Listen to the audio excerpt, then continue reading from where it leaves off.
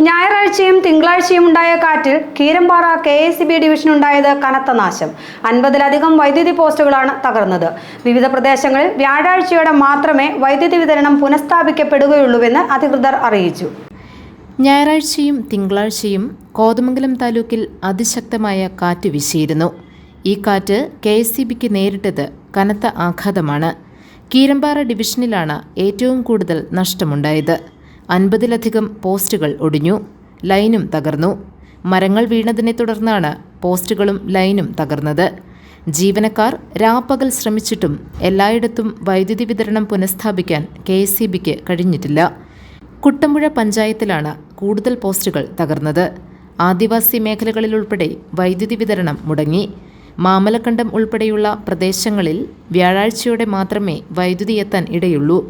ജീവനക്കാരുടെ കുറവും കീരമ്പാറ സെക്ഷനിലുണ്ട്. ഓവർടൈമും മറ്റു പ്രദേശങ്ങളിൽ നിന്ന് ജീവനക്കാരെ എത്തിച്ചുമാണ് ഈ പ്രശ്നം താൽക്കാലികമായി പരിഹരിച്ചിട്ടുള്ളത്. GTV news, Kothamangalam.